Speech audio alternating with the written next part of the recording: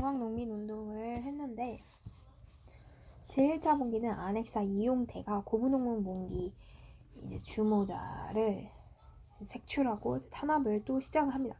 그러면 동학농민운동한 사람이 화가 나? 안 나? 화가 나겠죠. 그래서 동학농민군이 봉기를 해가지고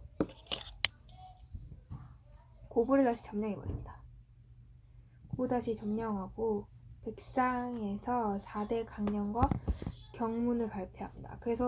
그리고 황토현 전투, 황룡청 전투 등에서 동학농민군들이 승리를 했고 전주성을 점령을 합니다. 근데 이제 요 사이에 청일 지원군 요청했던 그 사람들이 오고 또 마침내 걔네 둘이 싸움을 벌이게 되죠. 그러면서 이제 체결한 게 이제 뭐 텐진 조약이랑 한성 조약 등이 있었던 것 같습니다. 네, 맞아요. 한성 조약은 일본 공산과 심중.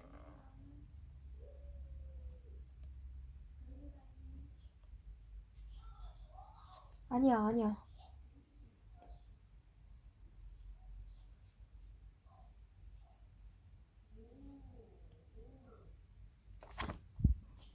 걔들은 그냥 싸워.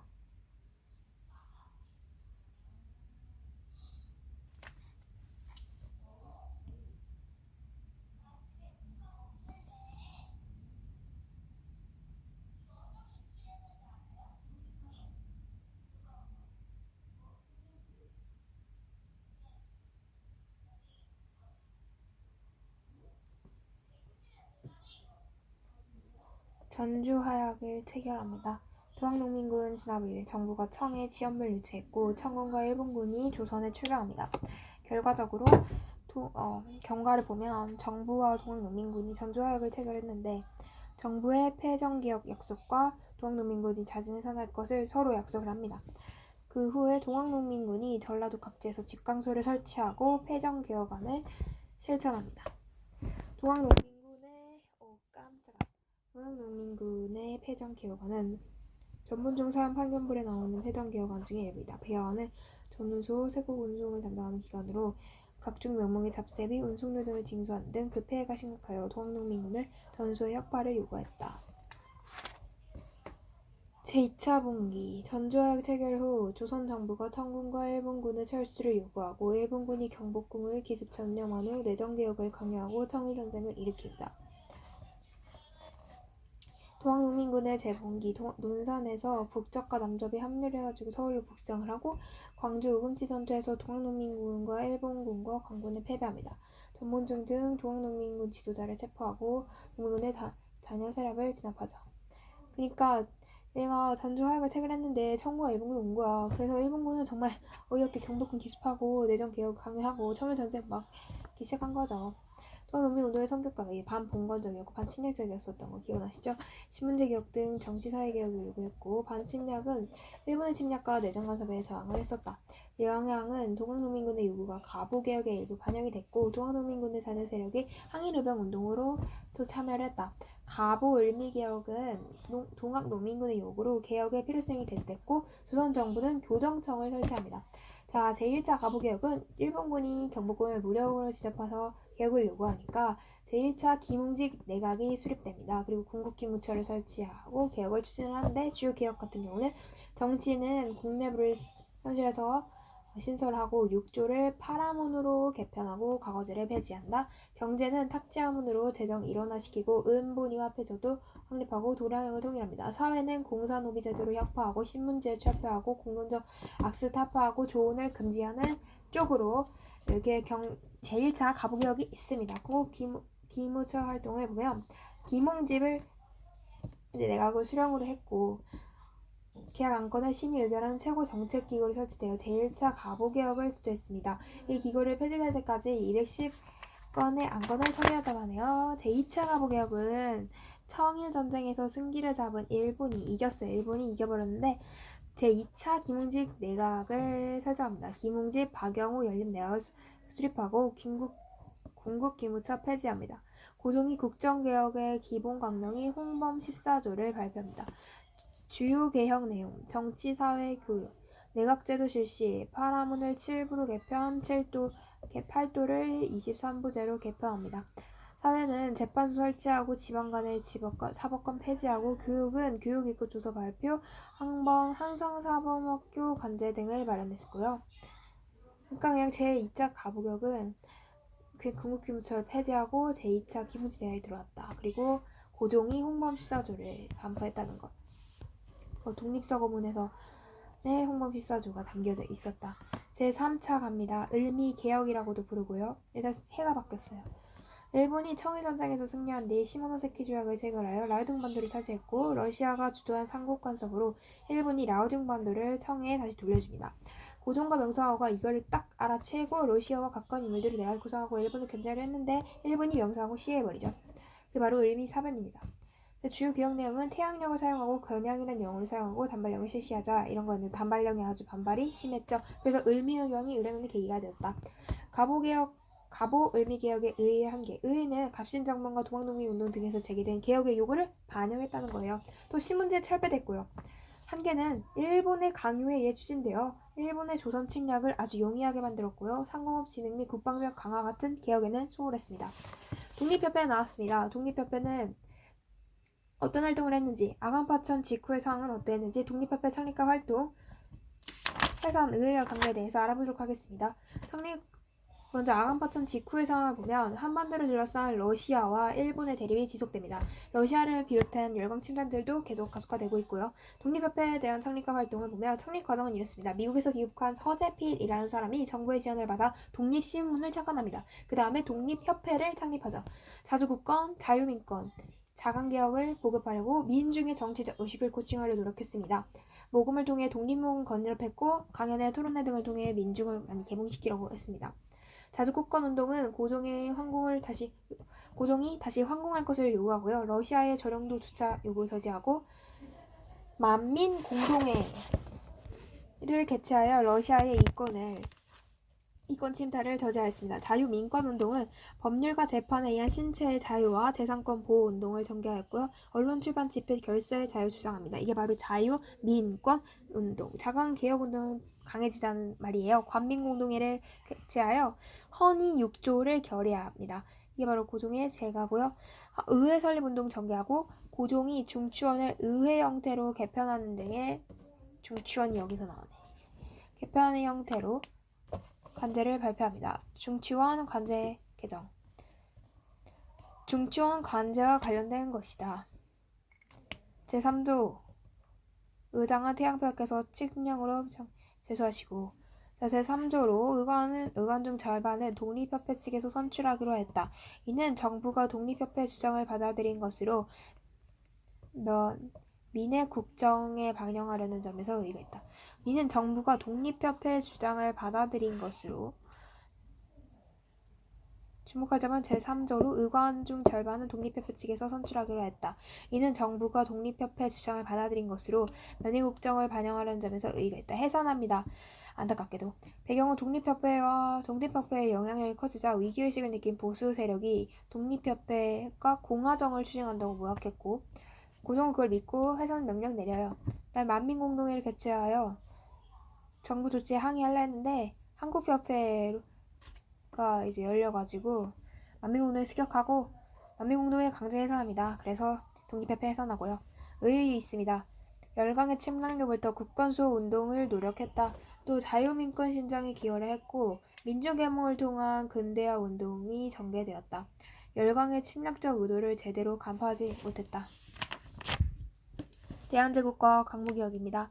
대한제국 수립 배경 보시면 국내 고종의 황공을 요구한 고종 황공 아직도 안 써. 여론이 교조되고 자주독립 국가 수립의 필요성을 자각하죠. 그러니까 대한제국이라는 이름도 바꾸지 않았습니까? 국외 러시아를 견제하는 국제적 여론 조성되고요. 경과는 이렇습니다. 고종이 경운궁으로 들어와 광무라는 연호를 제정하고 황고단에서 황제 즉위식을 거행합니다. 대한제국 수립 선포된 거죠. 대한국제 반포는 무엇이냐? 독립협회를 강제로 해산시킨 후 반포합니다. 대한제국이 자주독립임을 국내외에 천명하고 형제의 무한한 건주권을 규정합니다. 청제를 건의한 상수분. 자료는 정규가 올린 황제 칭호 사용을 주장하는 상소로 조선이 자유 독립 국립을 주장하는 꿈을 국내에 표방하기 위해서 황제를 칭해한다고 건의하고 있습니다. 당시에는 정규의 상소 이외에도 김재현 등 관리 700여 명이 황제 등극을 건의하는 상소를 올리기도 했습니다.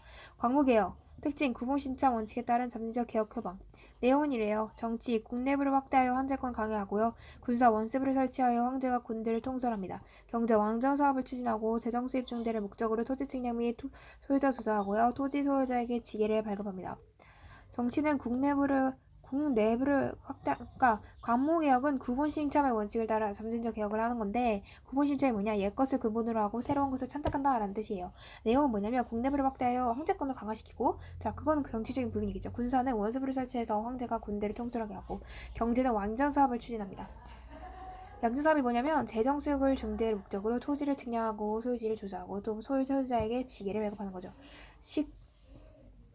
식산농업 정책은 뭐냐면 근대적 회사, 공장 시설들 마련을 지원해주는 거고 근대시설 도입합니다. 전화시설, 전차, 철도, 부설, 통신, 교통시설 확충합니다.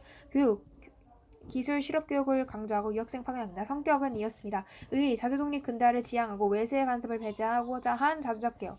한계는 집권층의 보수성과 부패, 열강의 감소 등으로 인해 성과가 아주 미흡했다는 점. 결국 못했군요. 지게함은 설치인 관할 침략입니다. 대한제국 정부는 토지 소유권의 확인과 소유권 변동에 대한 국가적 인정을 위해 지게함을 설치하였습니다. 외국인에 의한 토지 암기를 방지하기 위해 외국인의 토지 소유권을 지원하는 조항도 명시를 했죠. 이게 바로 국운동과 근대 국가 수립 운동 전개였습니다. 제가 틀렸던 문제 봅시다. 개혁의 내용으로 옳은 것은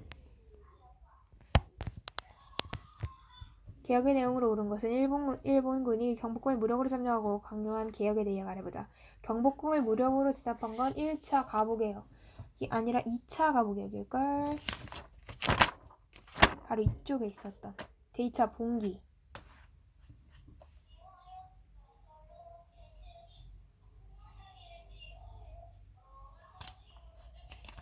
안 나오네. 제2차 가부개혁 맞습니다.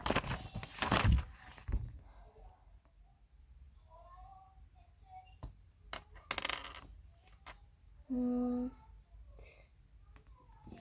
4번 같은데요. 원수부를 통해 황제권이 강화되었다. 가부개혁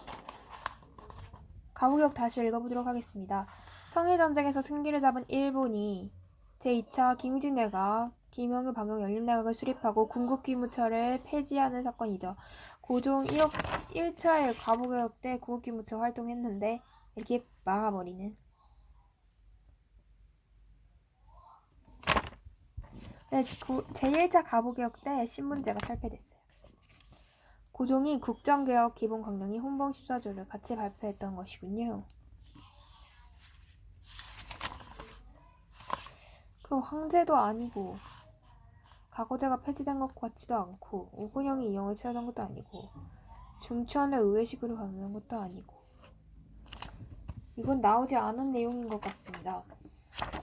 교정청이 폐지되고 개혁을 위한 새로운 기구가 구성되었다는데 개혁을 위한 도구면 94쪽입니다.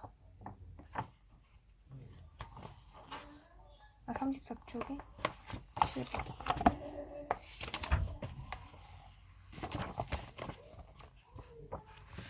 제1차 가부개혁이래요. 일본군이 검령권을 물어들어가지고.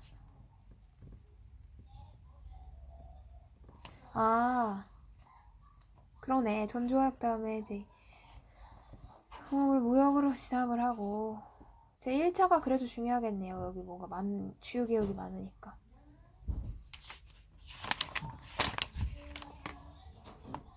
과거제 폐지가 답이네. 와, 여기 그 시험 보는 거 있죠? 과거제 폐지됐습니다. 제1차 가부개혁. 탁지화문으로 재정이 일어나 은본위화폐 제도 성립, 도량행 도입, 공산노비 제도 혁파하고 신문제 철폐하고 공군적 악습 타파합니다. 정답은 4번도 아니고 2번도 아닌 1번이었습니다. 7번에 맞습니다. 제1차 가부개혁에는 과거제 폐지하고요. 6조를 파라문으로 개편, 신분제 철폐 등의 내용이 포함되어 있습니다.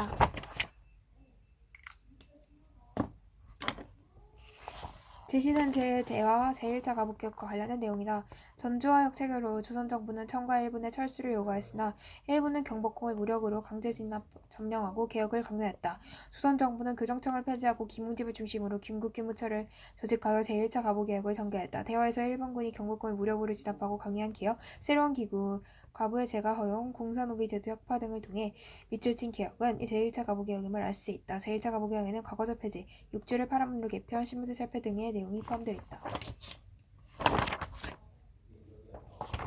다음 간화에 대한 설명으로 옳지 않은 것은 중치원에 관련된 내용입니다.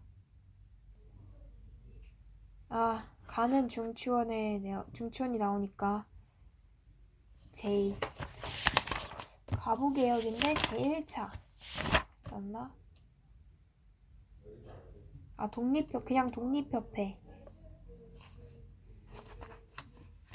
그냥 독립협회에서 한 그 자강개혁 운동이구나.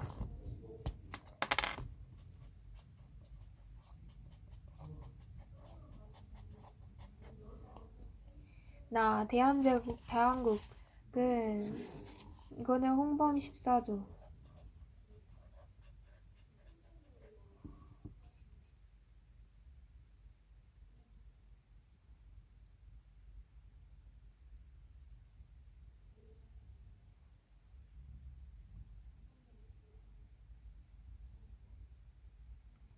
간은 중치원에 의회 기능을 부여했다. 나는 황제권을 강화하기 위해 제정됐다.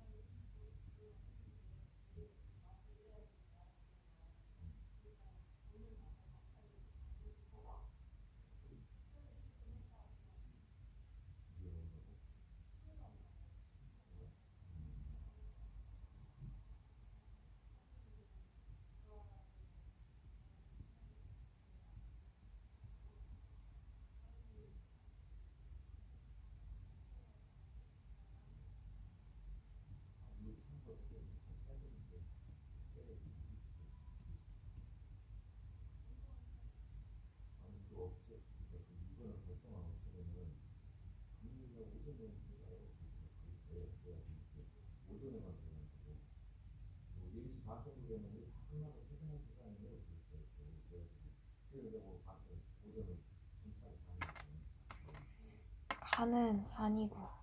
근데 15번의 답이 1번이었던 것 같아. 네, 의회 기능 부여였던 것 같아. 그러네. 옳지 않은 거니까. 나는 황제권이 아니라 자주국이 되고 싶어가지고. 대한제국이 전제군주제 아니고. 전제군주제 아닌데? 전제군주제 맞아? 충격적.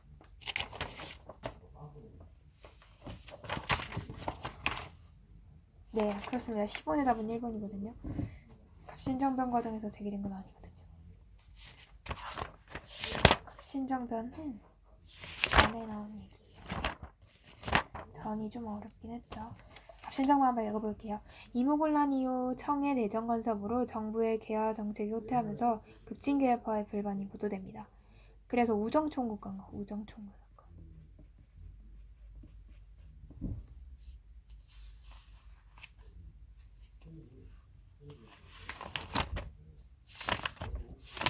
그러니까 갑신정변은 완전히 아니고.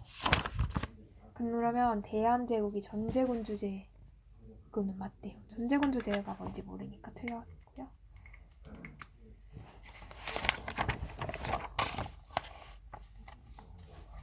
4번 대한국 국제 제2조의 대한국의 정치는 전제정치임이 명시되어 있다. 우리 전제군주제 맞습니다. 나는 황제권을 강화하기 위해. 그쵸, 맞겠죠. 황제권 강화하기 위해서. 이제 맞다고 하기. 좋아요. 다음은 일제 국권 침탈 과정과 국권 수호 운동입니다.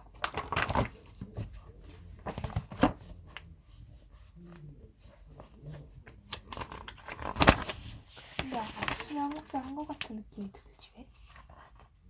근데 영어 공부랑 밖에 안 되지. 어제 한 바퀴 돌았구나. 그러면 저는 오늘 조선을 많이 했으니 한번 어디까지 했는지 목차를 한번 보셔볼까요? 네, 유가부터 했어요. 조선 유교사회의 성립과 변화. 유교사회. 조선의 건국과 통치체제의 정리받고 조선 대외 관계와 양난의 극복. 조선 후기 정치변동과 제도 개편. 조선 후기 사회 변동과 문화의 새 경향.